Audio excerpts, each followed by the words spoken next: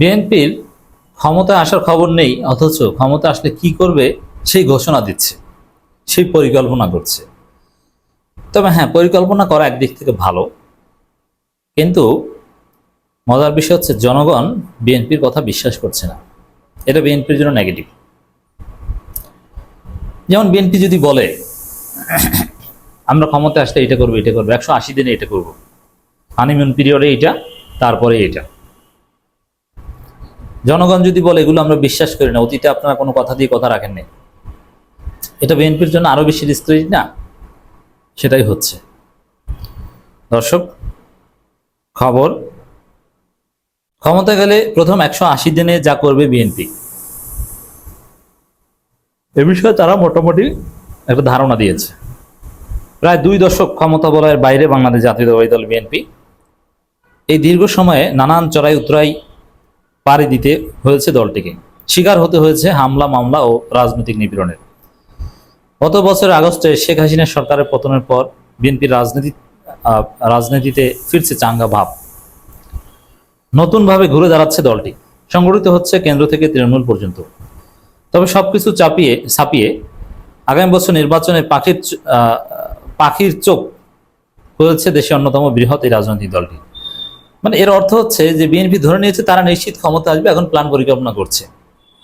এই নিশ্চয়তাটা তারা কোথায় পেয়ে? উত্তর হচ্ছে ভারত থেকে পেয়েছে। ভারত বলছে যে ক্ষমতায় তোমরাই আসবো, তোমাদের এনে দিব যেভাবে হোক, আমাদের প্রেসক্রিপশনে এইভাবে চাপটাপ দাও, এইটা ওইটা বলো, আমাদের যে মেকানিজম আছে সেট আপ দিয়ে দিচ্ছি, ক্ষমতায় তোমরাই আসবা, আওয়ামী লীগকে তোমরাই রক্ষা করবা এবং তোমরা 2/3 মেজরিটি নিয়ে আসবে। এটা ভারত বলে দিয়েছে, যার ফলে ওই সুরে বিএনপি বলছে আমরা 2/3 মেজরিটি নিয়ে আসবো। কিন্তু মাঠের বাস্তবতা, আমরা যারা ফিল্ড রিসার্চ করি, এখন ফিল্ডে আছি, আমরা দেখতে পাচ্ছি যে সুষ্ঠু নির্বাচন হলে বিএনপি ক্ষমতা আসতে পারবে না, বিএনপি প্রধান বিরোধী দল হবে।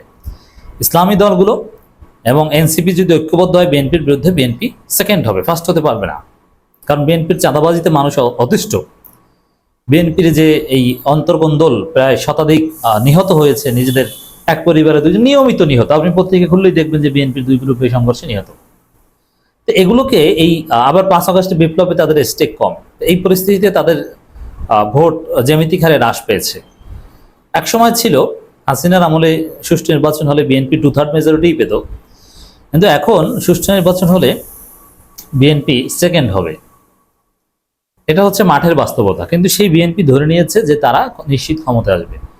এটা হচ্ছে ভারত কারচুপি করে ক্ষমতায় বসিয়ে দেবে, যেভাবে আওয়ামী লীগকে বসিয়েছে, বা বিভিন্ন দলকে ভারত টাকা পয়সা দিয়ে বিএনপির পক্ষে নিবে, কাউকে বিপক্ষে নিবে, মানে এই ধরনের মেকানিজমের মাধ্যমে ভারতের আশ্বাসে বিএনপি এটা বলছে। নইলে ক্ষমতায় আসা যে এই মুহূর্তে সম্ভব না বিএনপির পক্ষে। মাঠ যে বিএনপির বিরুদ্ধে চলে গিয়েছে, এটা বিএনপি হারে হারে টের পাচ্ছে, জনগণের সাড়া পাচ্ছে না তারা, জনগণ তাদের উপর ক্ষুব্ধ। কোনো একটা অনলাইন জরিপ বা কোনো একটা জরিপ করুক না, সার্ভে করুক, বুঝবে যে বিএনপির অবস্থা কি। বিএনপির নিজস্ব সার্ভেতেই বিএনপি জামাত প্রায় কাছাকাছি, আর নিরপেক্ষ সার্ভেতে বিএনপি পরাজিত হবে।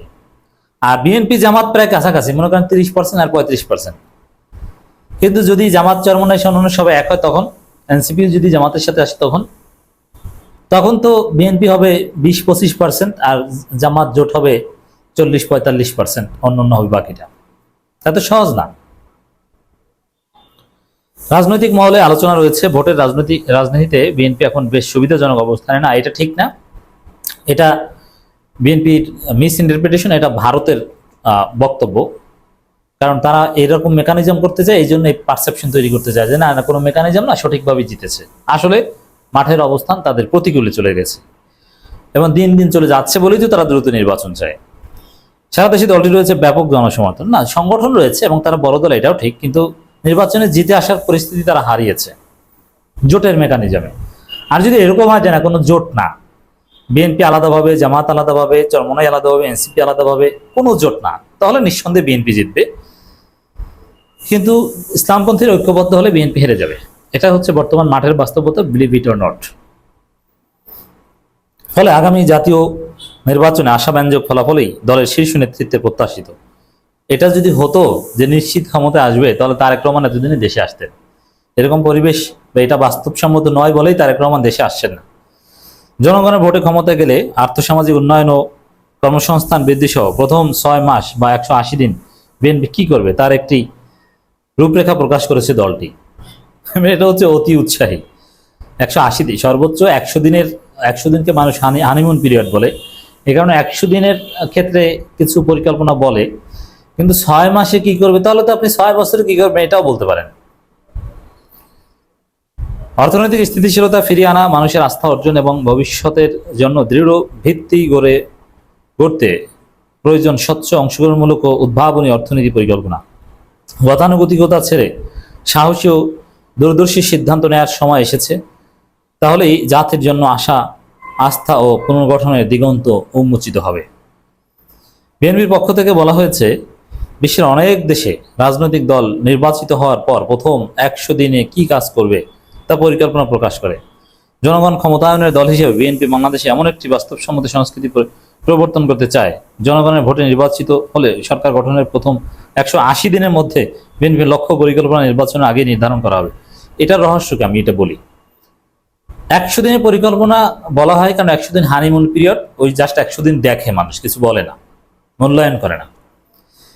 কিন্তু বিএনপির অবস্থা এমন যে যদি মেকানিজম করে ক্ষমতা আসতেও পারে, জনগণ 6 মাস ক্ষমতায় থাকতে দেয় কিনা সন্দেহ আছে। 100 দিনের মধ্যে বলবে যে কি করছে, ধর ওদেরকে নামা। ওরা 100 দিনের মধ্যে দেশ তছনছ করে দিচ্ছে, সবকিছু দখল করে চাঁদাবাজি স্বর্গরাজ্যে পরিণত করে দিয়েছে, আনুষ্ঠানিক রূপ দিয়েছে। অতএব ওদেরকে নামা। 100 দিনের মধ্যেই সরকার পতন আন্দোলন শুরু হয়ে যাবে। এই পরিস্থিতি এড়াতে তারা এখন 6 মাস এনেছে। মানে 6 মাস যেহেতু মানুষ হানিমুন পিরিয়ড দেখে চুপচাপ থাকে, এই জন্য 6 মাসের পরিকল্পনা সেট করছে যে 6 মাস যা করেছে এটা দেখো, তারপরে নইলে আমাদেরকে ধরো, কাজ হবে না। বিএনপি যদি ক্ষমতায় আসে, কোনো হানিমুন পিরিয়ড নয়, ক্ষমতায় আসার পরের দিন থেকে হিসাব নিকাশ শুরু হবে যদি আসে। আর জনগণের ভোটে আসলে সেই জনগণই বিরোধিতা করলে তো কিছু করার থাকবে না। কিন্তু মনে রাখতে হবে, এই করা কথা কেন বলছি, যেই দল ক্ষমতা আসার আগেই চাঁদাবাজিতে বা অন্তর্কন্দলে শত শত লোক নিহত হয়, যেই দল ঘুষ খাওয়া এবং চাঁদাবাজি করার দাবিতে মিছিল করে, সেই দল ক্ষমতায় আসলে কি করবে এটা জনগণ বুঝে। অতএব এটা খুবই অশনি সংকেত। এজন্য আমাদেরকে বার্তা দিয়ে রাখতে হচ্ছে 6 মাস, এই 6 মাস আপনারা চুপচাপ দেখবেন, এটা হবে না। একই সঙ্গে 6 মাসের পরিকল্পনার ভিত্তিতে একটি অ্যাকশন ওরিয়েন্টেড রোডম্যাপ প্রণয়ন করা হবে। বিভিন্ন খাতে বিএনপি কি পদক্ষেপ নেবে সেগুলো ওই রোডম্যাপে স্পষ্টভাবে তুলে ধরা হবে। এটা বিএনপি তাদের বাজেট প্রতিক্রিয়ায় কথা বলছে। আবার বাজেট প্রতিক্রিয়াতে কিছু উদ্ভট কথা বলেছে, তাদের সাথে জিজ্ঞেস না করে বাজেট প্রণয়ন করেছে অমুক তমুক। যাই হোক, সেখানে কি করবে বিস্তারিত বলেছে, শিক্ষা ব্যবস্থা, স্বাস্থ্যসেবা, অমুক। কিন্তু মজার বিষয় হচ্ছে এইসব খবরের নিচে মানুষের মন্তব্য আছে, এগুলো কিছু বিশ্বাস করি না। আপনাদেরকে আগে দেখেছি, এইসব ফাও কথা বলে লাভ নেই, এরকমই হচ্ছে মন্তব্য জনগণের।